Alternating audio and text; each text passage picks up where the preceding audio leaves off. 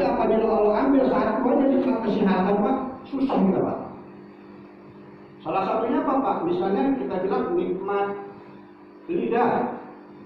Ini lidah ini Pak bisa merasa, ini karena ini salah satu nikmat yang Allah berikan kepada kita. Nah kalau Allah mau ambil satu aja Pak nikmat lidah ini Pak, tidak bisa merasakan, tidak bisa merasa asin, manis kayak mana Pak. Susah kita Pak. Orang banyak pun makan yang enak-enak nggak bisa Pak. Satu nikmat Allah yang Allah ambil, tapi dengan rasa kasih sayangnya Allah kan Allah ambil. Ini salah satu nikmat yang hari-hari seperti harus kita ceritakan, kita ingatkan kepada saudara-saudara kita supaya apa? Supaya ada rasa syukur di dalam hati kita. Ini Pak hari-hari ini majelis Pak. Majelis yang mulia. Majelis yang senantiasa membicarakan kebesaran-kebesaran Allah Subhanahu wa taala. Dan apabila Pak majelis seperti ini kita buat, maka dalam satu makhluk hadis Pak, malaikat itu Pak di arasnya Allah keliling terus.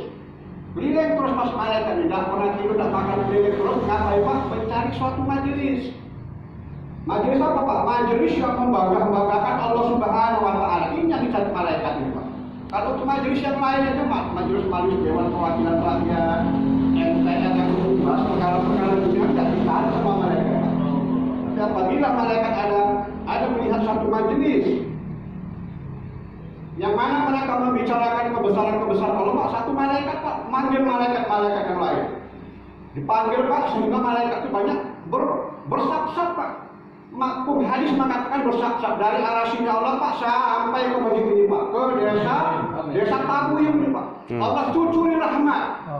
Allah cucuri rahmat Pak. Malaikat itu ngasih cucuri rahmat sampai kapan Pak? Sampai kita selesai membicarakan kebesaran Allah. Ini kita tidak nampak Pak.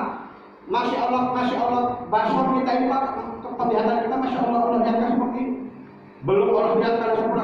Kalau Allah buat kita bisa melihat yang gaib-gaib Pak, yakin Pak, semua warga daripada desa Tabuyung tidak ada di rumah. Tidak ada di rumah, hari ini semua kemarin. Inilah Pak untuk pentingnya kita ini usaha atas iman. Ini iman Pak. Untuk mengetahui masalah kebesaran-kebesaran Allah ini iman. Jadi satu pohon, satu kemuliaan Pak.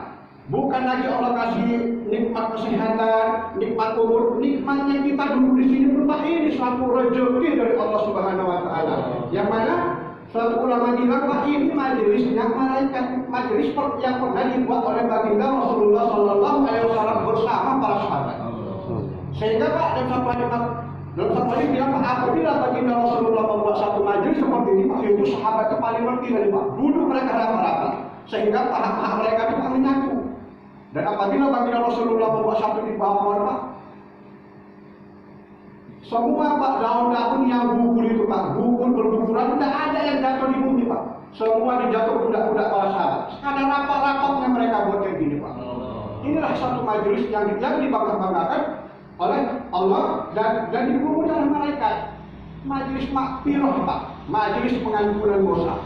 Asbab daripada bapak-bapak dalam satu majelis ini, majelis yang membicarakan kebesaran Allah Subhanahu wa taala, maka satu makna bilang Pak, dosa orang tua kita Pak diampuni Allah Subhanahu wa taala. Kakek-kakek kita, nenek-nenek kita. Maka dalam satu bilang bahwasanya orang tua kita Pak yang sudah meninggal dunia terkejut Pak. Terkejut. Kenapa? Pak, hari ini mereka lagi masih ada di alam barzakh. Alam kubur, kita bilang alam barzakh, dan alam barzakh itu ada dua, satu nikmat kubur, satu sikap kubur. Seandainya lah Pak, orang tua kita bilang itu maka Allah menghentikan siksa kubur daripada orang tua. Lalu nanya Pak, ya Allah, kenapa hari ini siksa kubur berhenti? Maka Allah jawab, salah satu ahli keluargamu ada duduk di majelis kekasihku, membesarkan aku, membesarkan kebesaranku, maka ampuni dosa-dosa kalian. Pak, ini satu keuntungan kita bisa duduk di majelis yang mulia ini Pak. Ini satu nikmat dari Allah yang mesti harus kita syukuri Bapak-bapak. Kemudian bukan hanya itu aja Bapak-bapak, salah satu nikmat Allah lainnya yaitu nikmat harta, nikmat istri, nikmat anak, itu semua Allah Pak. Bagaimana kita punya satu keluarga, tenang hati kita Pak. Ini suatu nikmat dari Allah Subhanahu wa taala. Banyak lagi Pak nikmat-nikmat Allah yang Allah berikan kepada kita. Sampai-sampai dalam ayat Al-Quran Allah mengatakan, wa in ta'budu nikmat Allah la tusuha. apabila kalian tidak menghitung-hitung nikmat yang aku berikan kepada kalian, maka Allah katakan la tusuha, tidak sanggup kalian menghitungnya. Nikmat Allah Pak, kebun sawit dikasih Allah Pak, kita dekat laut,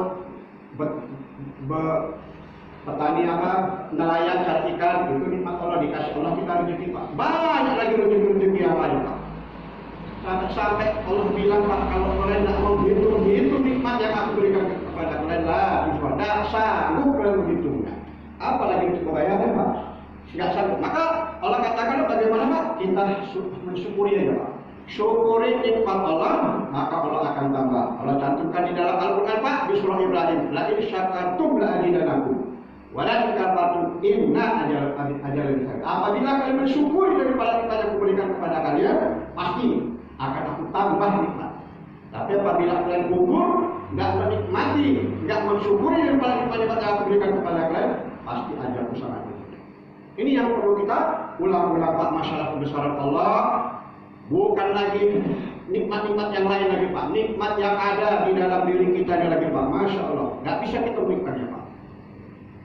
Allah Subhanahu Wa Taala Pak yang menciptakan manusia di muka bumi. Allah hantarkan kita Pak ke muka bumi ini, bukan mau kita Pak, bukan mau kita ya Allah hantarkan ke muka bumi ini, enggak Pak. Kita semua dihantar Allah ke muka bumi ini maunya Allah, maunya Allah Pak. Wa ma khalaqtul jin wal insa illa liya'budun. Dan aku ciptakan jin dan manusia itu untuk beribadah kepada aku. Ini buktinya Pak, bahwa ini mau Allah. Kemudian setelah Allah menciptakan kita Pak, mau apa Pak? Kita mau beribadah, taat kepada Allah Subhanahu Wa Taala. Kalau kita udah menjadi hamba Allah Pak, taat kepada Allah, Allah berjanji Pak, berjanji barang siapa yang bertakwa kepadaku, maka akan aku selesaikan urusan dunianya dan akan aku kasih rezeki dari arah yang tidak disangka-sangka. Allah ini Allah yang benar berjanji Pak. Kita taat, Allah berjanji pasti kita akan sukses di dunia yang sementara dan akan mendapatkan kebahagiaan di akhirat yang selama-lamanya. Allah yang berjanji nih Pak. Jadi tidak usah takut kita Pak, orang-orang yang beriman. Allah selalu panggil kita Pak di dalam Al-Baqarah, orang-orang yang beriman. Jadi kalau kita ini orang beriman Pak, kita termasuk salah satu hamba yang dipanggil Allah Subhanahu Wa Taala. Yakin Pak, bertakwa aja kepada Allah. Allah udah janji bahwasanya akan Allah selesaikan semua kesusahan hambaku dan akan aku kasih rezeki dari arah yang tidak disangka-sangka dan aku penuhi semua kebutuhannya. Takwa dan tawakal kepada Allah, selesai masalah.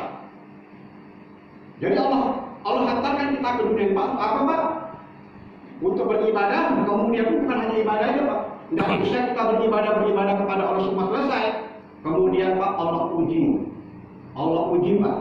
Maka di Al-Quran Pak, di surah Al-Mulk itu Allah bilang, sesungguhnya kamilah yang menciptakan hidup dan mati untuk menguji kamu siapa yang paling baik amal.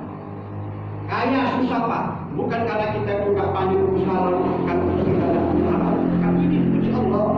Kalau memang kita diuji Allah untuk perkara kemiskinan, macam mana pun kita usahanya Pak, tetap kita miskin. Ingat Pak, itu ujian. Ya. Kalaupun kita kaya Pak, itu diuji sama Allah. Kaya kita Pak, diuji sama Allah. Yang mana Allah mau tahu apakah seorang hamba itu dikasih kekayaan, taat kepadaku atau semakin engkar kepadaku. Dicoba kita Pak. Satu hamba Pak dikurangi rezekinya. Satu hamba disusahkan oleh Allah untuk perkara dunianya, mau mencoba apakah dia susah semakin taat kepadaku atau semakin jauh kepadaku. Dicoba kita semua Pak. Jadi ulama kita bilang Pak, setelah kita di alam dunia ini Pak, ini tempatnya masalah. Dunia ini tempatnya masalah, bukan tempat kita untuk bersenang-senang. Ini yang mesti harus Bapak pegang. Jangan sampai Bapak tertipu oleh dunia ini. Bagaimana supaya Bapak tidak tertipu? Maka Bapak mesti harus pegang satu pegangan, yaitu Al-Quran yang telah dibawa oleh baginda Rasulullah SAW. Yang mana Al-Quran ini adalah pemberi peringatan kepada orang-orang dan kabar gembira kepada orang-orang beriman dan menjadi peringatan kepada orang-orang yang tidak taat kepada Allah. Kuncinya Al-Quran Pak. Maka ulama kita bilang Pak, bahwasanya kita semua ini hidup di dunia, semua hidup di dunia. Dan di dunia ini Pak ada dua berita yang harus kita tahu dan harus kita pegang perbedaannya supaya kita selamat di dunia ini dan selamat di akhirat. Ulama kita bilang Pak, bahwasanya kita hidup di dunia ini ada dua berita. Ada dua berita, jangan sampai kita salah untuk menanggapi dua berita ini Pak. Apa beritanya Pak? Tentu berita dunia dan berita akhirat. Beda-beda tipis saja ini Pak. Ulama kita bilang Pak, apa itu berita dunia?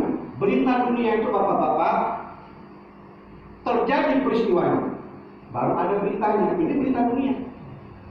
Terjadi dulu peristiwanya, baru ada beritanya. Oh, si orang di penjara. Dia tak polisi kenapa? Selalu. Ada beritanya Pak. Ada kejadiannya dulu. Ada kejadian, ada peristiwa, baru ada berita. Inilah namanya berita akhirat, berita dunia. Dan berita akhirat Pak, ulama kita bilang beda-beda tipis saja Pak. Berita akhirat adalah peristiwa kejadiannya Pak, kejadiannya udah Allah ceritakan. Kejadiannya, beritanya udah Allah ceritakan kepada kita, beritanya. Tapi kejadiannya belum terjadi. Ini beritanya Pak. Ini yang mesti harus Bapak mesti harus bisa. Berita akhirat. Peristiwanya sudah dikasih tahu Pak, sudah dikabarkan Allah peristiwanya, kejadiannya ini dia. Beritanya sudah disampaikan Allah ini dia. Tapi kejadian belum. Apa itu Pak? Yaitu Al-Quran. Bahwasanya orang-orang yang taat kepada Allah Subhanahu Wa Taala, Allah akan masukkan ke jannahnya Allah. Dan orang-orang yang tidak taat kepada Allah Subhanahu Wa Taala, maka Allah akan masukkan ke nerakanya Allah. Udah. Jadi kalau hari ini Pak, kenapa hari ini saudara-saudara kita masih belum mau sholat? Kenapa hari ini saudara-saudara kita belum mau bayar zakat? Kenapa dari hari ini saudara-saudara kita belum lagi berusaha Allah? Karena Allah belum izinkan Pak memegang dari satu kitabullah, yaitu Al-Quran. Ini ulama-ulama kita dulu Pak. Jangan sampai kita menjaga Allah. Inilah petunjuk untuk mendapat keselamatan di dunia dan di akhirat. Ini Pak. Jadi Bapak-bapak jamaah sholat maghrib yang dirahmati Allah, kemudian syukur kita lagi Pak, Allah hantarkan kita ke dunia ini yang tidak kalah pentingnya Pak. Bahwasanya kita dihantar Allah menjadi umat akhir zaman, yaitu umatnya baginda Rasulullah Sallallahu Alaihi Wasallam. Ini Pak, ini banyak saudara-saudara kita Pak yang tidak mengerti daripada umat akhir zaman, tidak mengerti mempunyai nabi yang agung, yang menjadi toladan bagi kita semua. Nabi Muhammad Sallallahu Alaihi Wasallam nabi yang unik Pak. Kita bilang best of the best. Dari 25 nabi Pak, Allah saling untuk menjadi 5 nabi yang paling ulul azmi. Nabi Nuh, Nabi Ibrahim, Nabi Musa, Nabi Isa, Nabi Muhammad. Dari 5 Nabi ulul azmi Pak, Allah saling lagi Pak, yang paling bermujahadah dalam segala-galanya. Dalam dakwakan agama Allah, dalam kesusahannya, dalam sedih-sedihnya untuk perkara agama, yaitu Nabi Muhammad Sallallahu Alaihi Wasallam. Inilah Pak kekasih Allah Pak. Bagaimana Pak Nabi ini, Nabi kita Nabi Muhammad Sallallahu Alaihi Wasallam adalah Nabi yang terbaik. Bukan hanya Nabi yang terbaik Pak, saking cintanya di anak kasih Allah, maka Nabi Muhammad Sallallahu Alaihi Wasallam Pak dikasih kitab yang terbaik. Al-Quran ini Pak, kitab yang terbaik yang menyempurnakan daripada Zabur, Injil dan Taurat. Ini Al-Quran kitab yang terbaik Pak. Bersyukur kita umat akhir zaman ini mempunyai kitab Al-Quranul Karim. Yang mana Bapak-bapak Al-Quran sama-sama kita tahu itu kalamullah. Tidak akan bisa berubah kitab-kitab Al-Quran yang ada di Indonesia sama di Cina. Tidak akan berubah satu garis pun. Allah yang bilang, kami yang menurunkan Al-Quran dan kami akan menjaga. Allah yang menjaga Pak. Dan padilah kita membaca Al-Quran Pak, Masya Allah Pak. Tidak usah kita bilang lagi Pak. Maka saya bilang sekali lagi, rugi kita untuk apabila kita tidak menjaga, membaca daripada ayat-ayat Al-Quran. Satu aja Pak, dari 40 hadis daripada Al-Quran, satu aja mau saya buka Pak. Yaitu apabila kita setiap mau tidur, kita satu aja amalan Pak. Masih banyak beribu-ribu amalan yang bisa mendatangkan pengeluaran. Tapi satu aja Pak. Satu amalan bisa istiqomah kita bawa sampai mati. Dalam satu hadis yaitu surah Al-Mulk. Surah Al-Mulk yaitu surah artinya kerajaan, 30 ayat diceritakan kerajaan Allah Subhanahu Wa Taala. Bukan tamu Pak, bukan kerajaannya Salman, bukan kerajaannya di negara ini Pak, kerajaan Allah Subhanahu Wa Taala. Itu aja kita baca Pak. Tabarakalladzi biyadihil mulku wa huwa ala kulli syai'in qadir. Terus sampai habis Pak. Istiqomah kita sampai hidup kita Pak. Sebelum mau tidur. Lalu kita baca itu Pak. Sholat kita keluar rakaat. Jangan lupa Pak untuk membaca surah. Maka padilannya Pak, apabila Bapak nanti istiqomah meninggal dunia, kubur Bapak akan terang. Nggak akan berani malaikat mungkar dan nakir untuk menjumpai Bapak. Ini padilah Pak. Padilah itu bukan kamu Pak yang membuat ini Pak. Ulama besar Pak. Bahwasanya ulama kita bilang Pak, Al-Quran itu Pak dari 114 ayat, nama surah Pak itu mempunyai ruh gitu. Surah Al-Fatihah punya ruh, surah Al-Baqarah, surah Al-Imran punya ruh masing-masing Pak, punya ruh, ada ruhnya. Dan surah Al-Mulk juga ada ruh.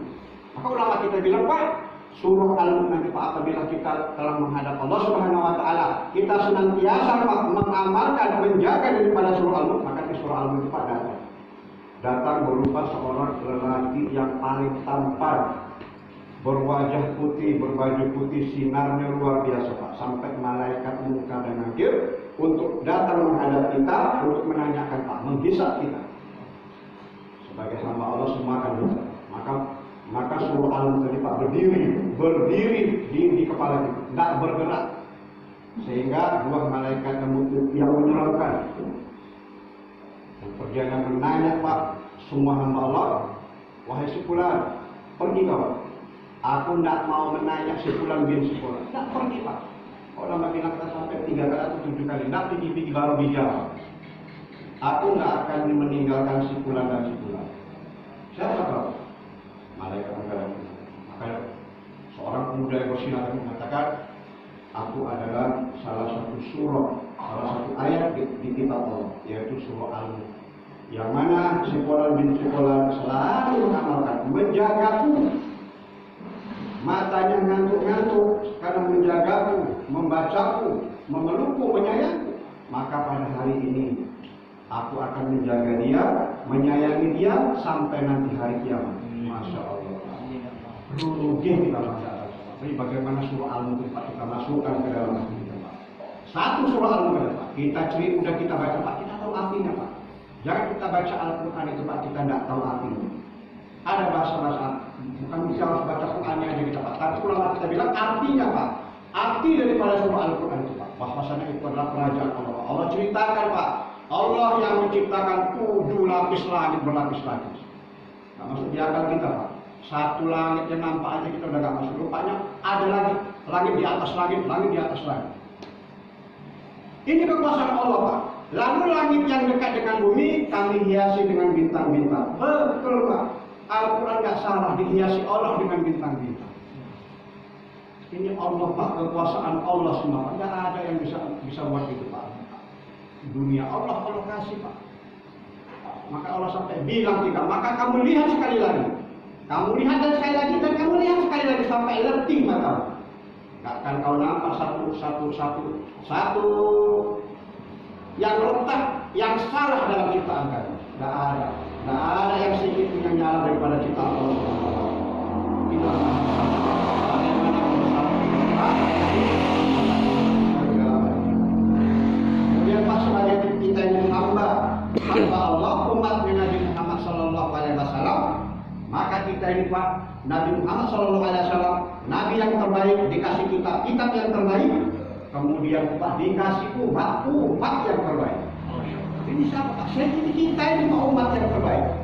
Allah cantumkan di dalam Al-Quran, kuntum khairul ummat, ukhrijat linas, ta'muruna bil ma'ruf wa tanhauna 'anil munkar wa tu'minuna billah. Ini Pak, ini satu detail untuk kita Pak, untuk umat akhir zaman ini. Maka Allah bilang kamu adalah umat yang terbaik. Allah yang bilang Pak, kita ini umat yang terbaik yang dilahirkan untuk manusia, mengajak kepada kebaikan dan mencegah daripada kemungkaran dan tetap beriman kepada Allah. Dakwah Pak. Bagaimana hari ini Pak kita mau coba-coba? Kita ulama kita bilang Pak, tidak bisa kita Pak, jangankan Rasulullah. Sepak terjang para sahabat Pak kita tidak sanggup untuk mengikuti Pak. Sepak terjang sahabat.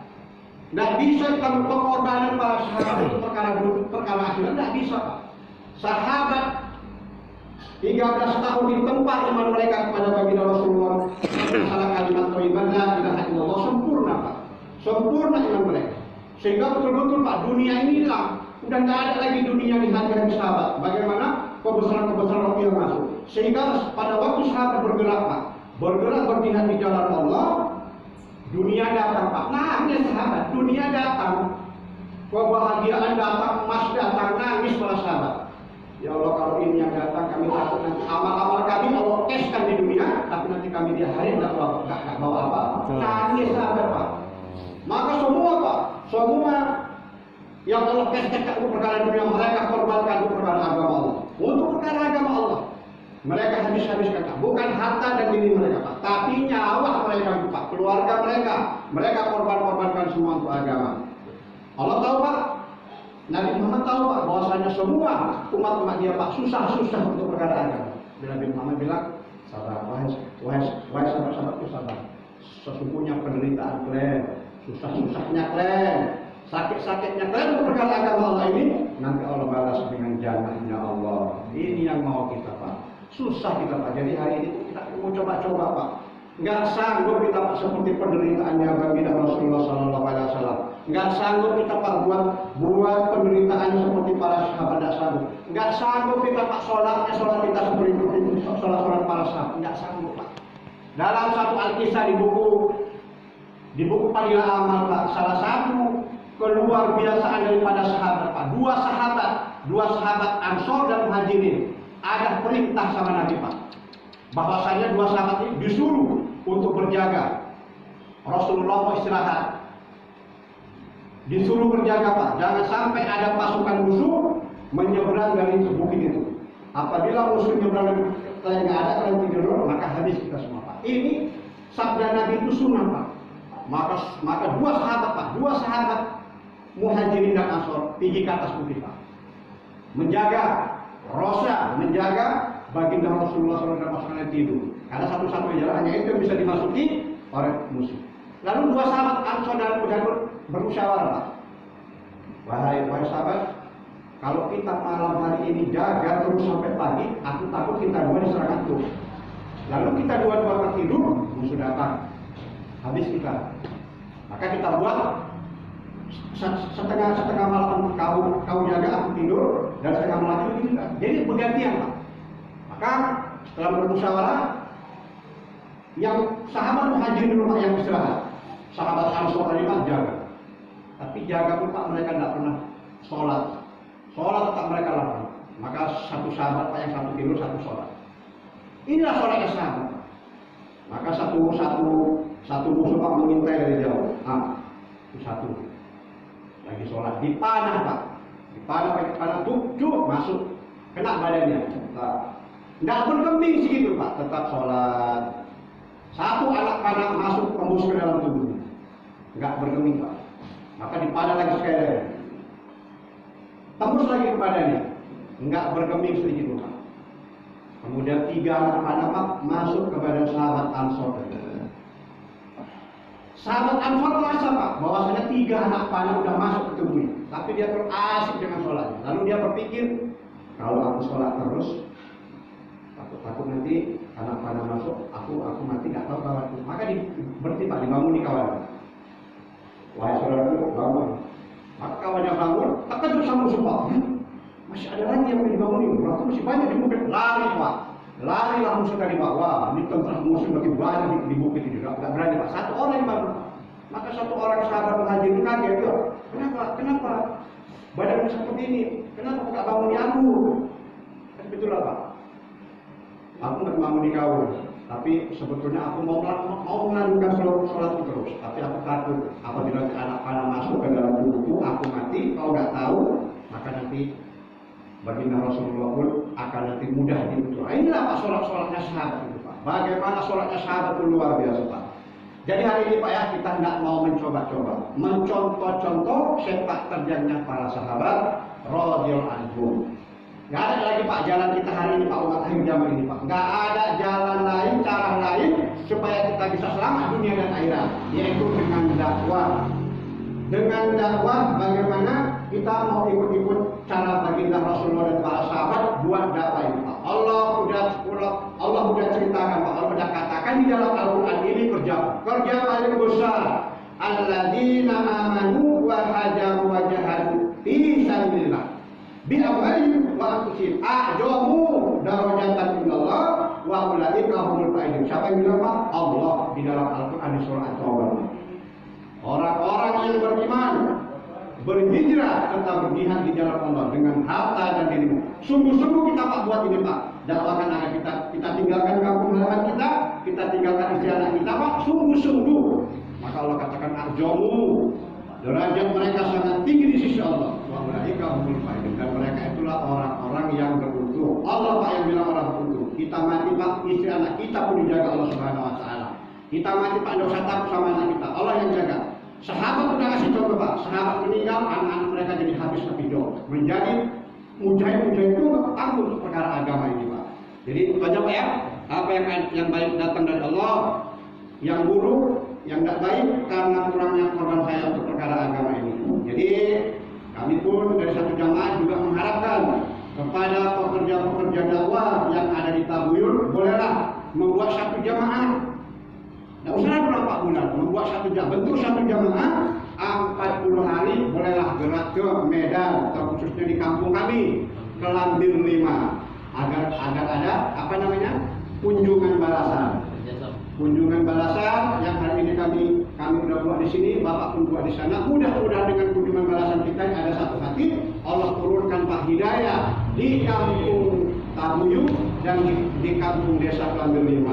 Bila Bapak-Bapak, satu dan waktu para majelis. Subhanallah wa bihamdihi, subhanallah wa bihamdihi, asyhadu an la ilaha illa anta, astaghfiruka wa atubu ilaik. Assalamualaikum warahmatullahi wabarakatuh.